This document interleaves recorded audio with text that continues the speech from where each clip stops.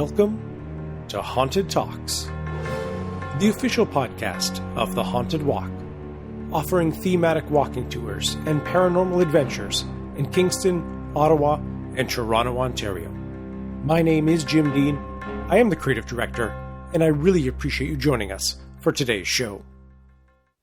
This week, as we continue our tour of the best and most interesting ghost tour companies in the world, we take a short hop over the Canadian and U.S. border to the land of Ben & Jerry's, Bernie Sanders, billionaires, and natural beauty. We are heading to Burlington, Vermont. Luckily for us, it is also an area full of ghost stories, tall tales, and cool history. Joining us is Vermont's unofficial Queen of Halloween, Thea Lewis, the owner of Queen City Ghost Walk. But before we get to that, tickets for our various Halloween season adventures in Kingston, Ottawa, and Toronto, running September 28th to November 3rd, are now up for sale on our website, which is hauntedwalk.com. I did want to let you in on a little secret about our Halloween season. In each of our locations, we have an original haunted walk, and these tours showcase the classic ghost stories from each city, and it's just a great place to start if you've never done a tour with us. If you buy tickets for any original haunted walk during the Halloween season before September 28th, you will get last year's rates.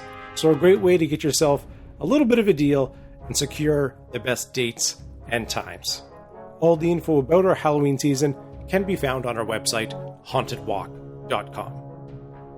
To everyone who has recently written us a 5-star review on Apple Podcasts, the team and I just want to express our thanks and gratitude. We love watching those come in. Seeing the feedback really motivates us to keep putting out the absolute best episodes that we can.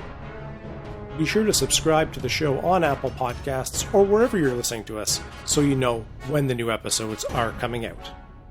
We'd also love to connect with you on Facebook, Instagram, and Twitter, all at Haunted Walk.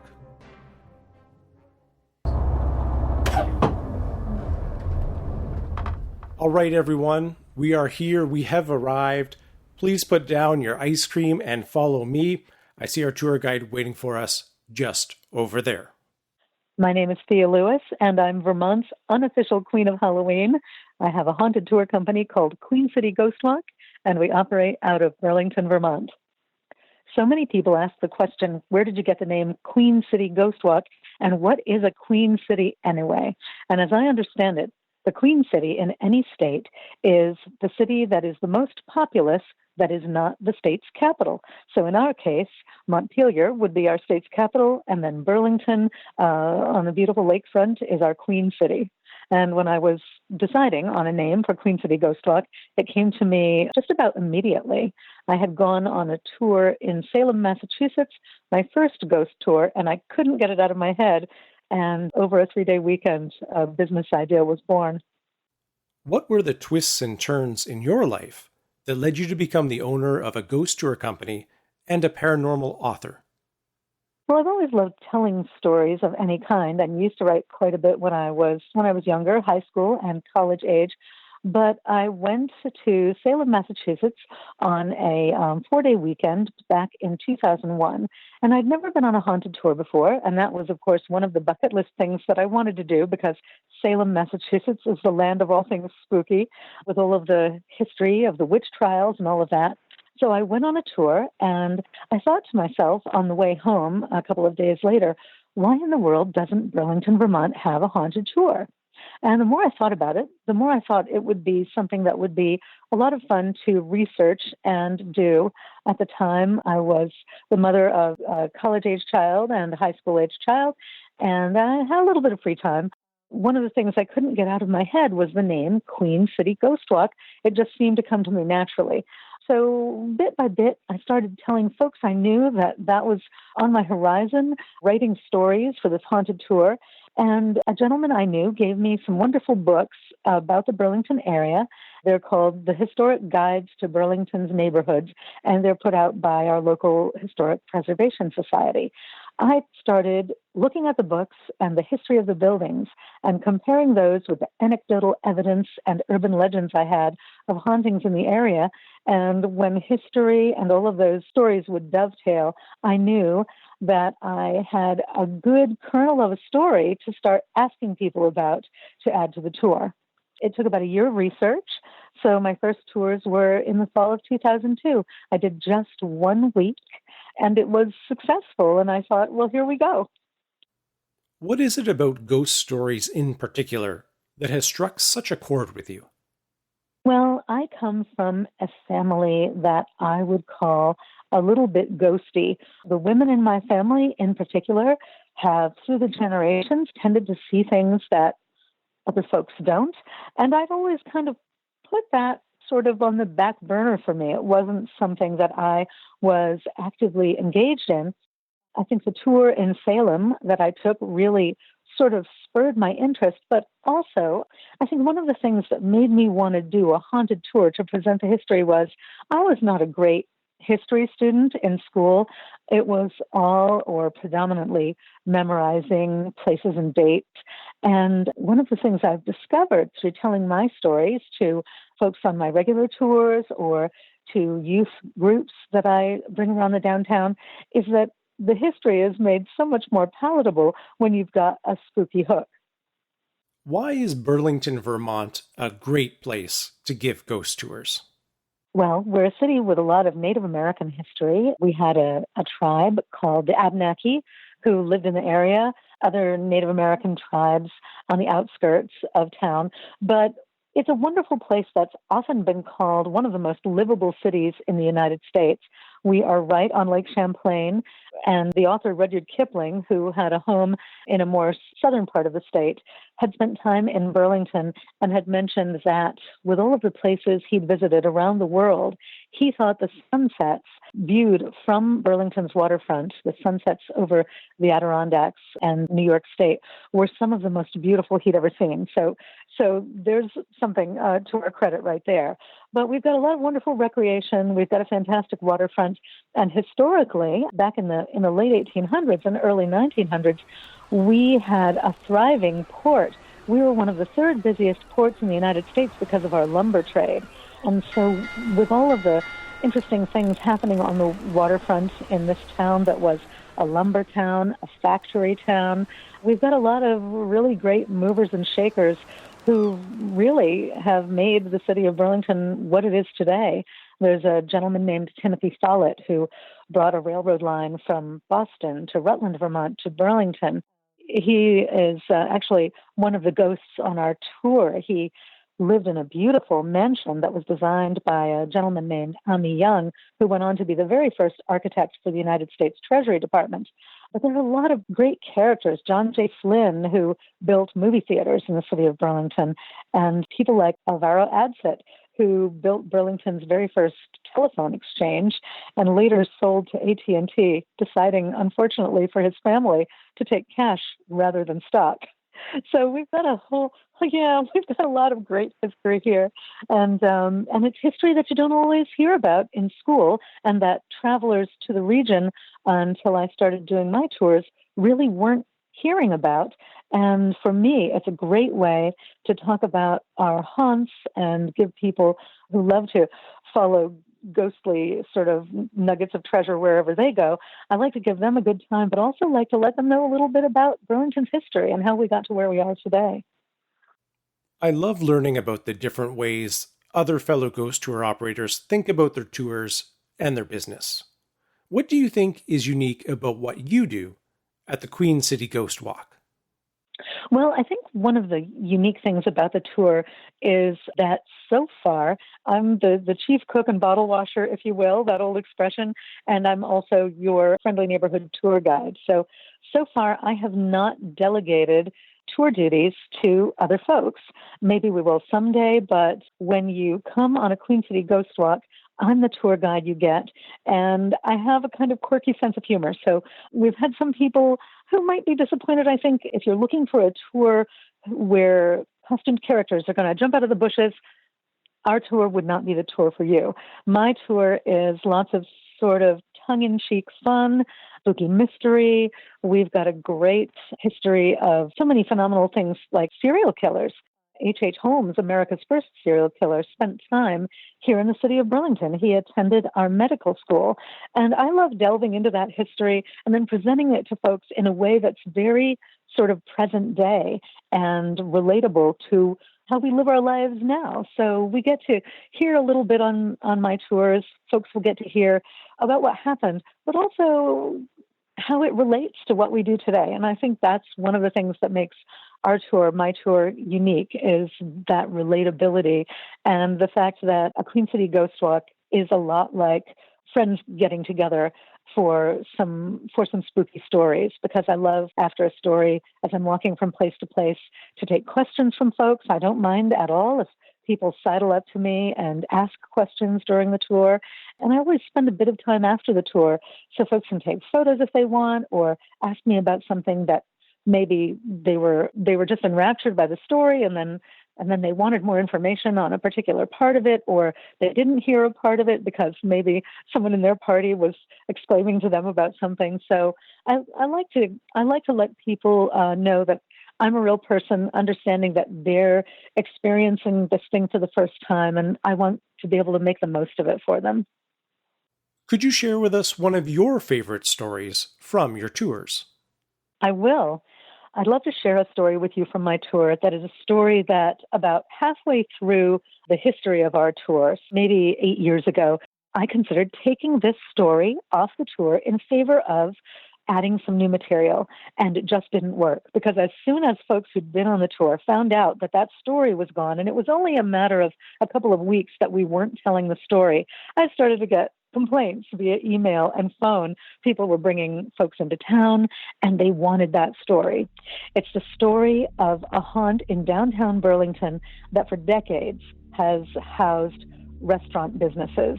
But when it was built, it wasn't built to house a business. It was built for a guy named Gideon King.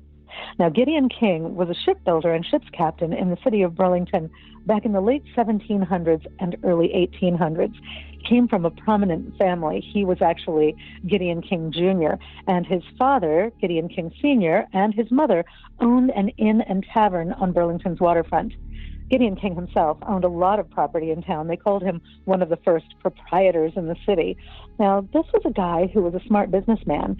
He actually went to Whitehall, New York, and to Boston after the Revolutionary War, went to the ports there with his men, and he got these disabled ships for pennies on the dollar and towed them back to Burlington, rehabilitated them, and then leased them to folks, so that he was, at one point in time, he either owned or owned interest in just about every boat in Burlington's harbor. He was such a smart businessman that when his father passed away, his father had a leaseholder's right on this school lot 116, and the school lot was on the edge of Burlington. Gideon King decided that he didn't want to pay that leaseholder fee, so he went to the city and he said, "I'll give you $1,000 right now if you will waive this fee for the next 999 years. And you know what? The coffers must have been empty because they bought it. So now in that portion of Burlington that was annexed off to the city of South Burlington when they split from us, there is a little street called White Place where some folks pay taxes on their domicile, but not their land, because of shrewd Gideon King. Well, more about his business in downtown Burlington, or this place that is now a restaurant. It's currently called the American Flatbread Company, but it's also been a place called the Biltmore Grill, and it was a very famous Burlington restaurant called Carver's. Now, there has been spirit energy inside that restaurant building for as long as I can remember, since before Queen City Ghost Walk was a twinkle in my eye. And one of the things that will make more sense about this is when I tell you that Gideon King, in his days in Burlington, was a smuggler of the highest order. We had a trade embargo going on in 1807. The president had said we weren't to be bringing goods to Canada or bringing anything back, but Gideon King didn't care. He was nabbed on the lake once by a customs agent named Jabez Penniman. And when Penniman boarded his boat, which Gideon King was on at the time, he said, "Gid King, we know you're doing this smuggling, and if you don't stop, it'll go bad for you." And apparently King looked the agent in the eye and said, "Ask me, do I care? I allow no man to tell me how to run my business. Why should the President of the United States be any different?" But he felt a little pinched, and he started hiring these gentlemen who, well, you could loosely call them gentlemen. They were Irishmen, not well regarded in the city in those days, and they would go and bring goods to Canada for Gideon King and come back with the booty. And they would carry it through tunnels that they'd created for Gideon King from Burlington's waterfront up to the American Flatbread Building and underneath into a basement that was said to have false floors and false walls, all the better to hide the contraband. Now, because of all of that dramatic and protective energy, that place has been just nuts with ghosts for years. Servers who are female have felt particularly targeted. There are stories of women going down into the basement, and if they were alone when they went down there, very often the lights would go out, and then they'd feel themselves pinched or pushed, or maybe they'd have their hair yanked hard by somebody they couldn't see. I was told by a young woman who worked at the Biltmore Grill before American Flatbread moved in that she was one of the victims of the energy in the basement. She said that one day she was working a lunch shift, brilliantly blue sky outside, but the manager at the time had said that servers who were women were not to go downstairs alone, no ifs, ands, or buts. But she needed something badly, and she didn't want to wait for the buddy system to go and get it. So she went down the stairs, no one was watching, and she knew exactly where the item was she needed. But when she got down there, sure enough, the lights went out. And then, as she walked around the walk-in cooler, still trying to get what it was she needed, she felt a little wind whip up around her, and then she felt cold, rough hands reaching under her skirt and grasping her thighs. She said she pulled herself away so hard that she fell on the floor, fell right on her back, and rolled over like a bug, and she could hear the sound of something heavy being dragged across the floor in her direction. She crawled and crawled until she got to the stairs, and she went up, skinning her knees and scraping her thighs. And when she got to the door and flung it open, everything looked perfectly normal in the restaurant, except that folks were looking at her like she'd lost her mind. Well, this young woman had come to my tour with her fiancé, and this is where he picked up her story. He said she quit that day, and she was mad at him because he didn't quit too. But he liked his job, and he didn't believe in ghosts, and nothing had ever happened to him in that restaurant until one night he was sitting in one of the little banquet rooms that existed before American Flatbread came in and made their renovations. He said he was simply folding silverware into napkins for his next day's shift, all by himself, listening to the music on the PA, when a great big holiday wreath about 3 feet high came flying across the room, right off the wall, 14 feet across the room, and landed on his shoes. He said he picked up his basket of silverware, and he made his way out to the main dining room. He sat at the bar, and when the bartender, who was swabbing the bar at the time, got to where he was standing right in front of him, he looked at his face and said, "Dude, what is wrong with you? You're as white as a ghost." And the young man said, "I don't want to hear that word in this restaurant ever again." And he gave his notice too. There are so many crazy things that happen in that place, upstairs and downstairs. We've had people who have been cleaners who've worked all by themselves in the wee hours of the morning. They'll come in, still dark outside, and they'll be vacuuming, and they'll be so unsettled by the sounds that they hear in the restaurant, footsteps, and there's no one there, but from what they tell you, it's someone walking right behind them. One young woman said that as she was vacuuming, she could see this huge shadow looming, coming toward her and then retreating again. She turned off the vacuum and she stepped back and she stood perfectly still. And there was the shadow still walking back and forth. It was completely unsettling. She didn't want to be in the building by herself. But my favorite story of that place is of a young bartender, a woman who was working during an Oktoberfest weekend. It was going to be screamingly busy, and one of the bartenders had called in with a stomach flu. He said he couldn't make it. So all night long, everybody was stressed out and overworked. It was a busy night anyway, but she said she could barely think. She was constantly pulling beers, mixing drinks, handling the needs of the servers, chatting with her customers, and whenever she had a chance, she would wash glasses. She could barely keep up with her side work. And finally, at the end of the evening, after the kitchen staff had cleaned up and said goodbye, and the servers had counted their tips, and they were leaving too. She still had glasses to wash, so she washed them. And then with her back to the bar, she was counting money into a bag to make a bank deposit. And there she was, she said, 5, 10, 15, 20, 25, 30, when suddenly she heard a strange sound behind her.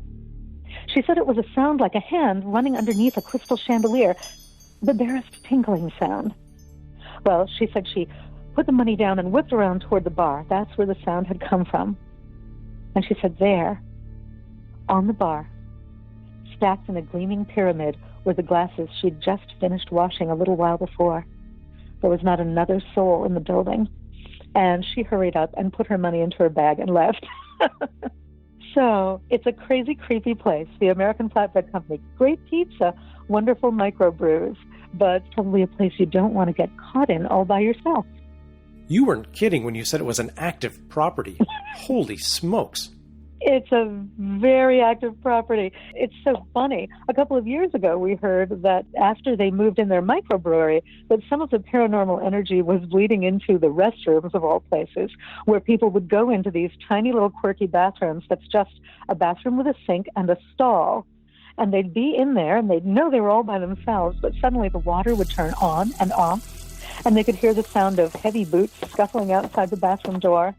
And then they would see the little round lock on the stall door jitter back and forth just a little. And when people told me these stories after my tour, as I collected one after another, I started joking with folks that they should calm down when they went into those restrooms at the American Flatbread, because it was a sure bet whoever was lurking outside the door did not have a true bathroom emergency. But Burlington is one of the most haunted little cities I've been in. In my book, Haunted Burlington, I think I mentioned you could stand in the middle of town and throw a stone in any direction and hit a haunted restaurant, and I still think that's true today. If our listeners are interested in finding out more about your tours and your books, where's the best place for them to get information? They can go to our website. It's queencityghostwalk.com, so www.queencityghostwalk.com. People can also find Queen City Ghost Walk on Facebook. And if you Google Thea Lewis, you'll be able to find me. If you want more information about my books, they're available Amazon.com and the History Press Arcadia. And it's just an awful lot of fun to be able to interact with people who, like me, love a good haunted story. So I hope that your listeners will not be shy about getting in touch.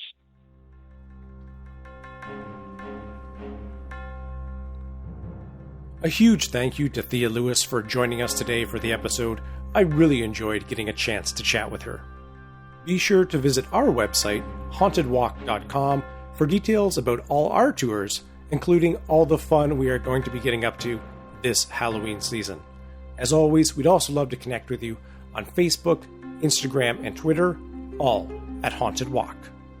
Thanks to Jillian Walkerchuk, our expert guest wrangler, Kevin McLeod at Incompetech.com for the additional music, and a very special thanks and happy birthday to our audio editor, Michelle Dennis. Until we meet again next week, sweet dreams.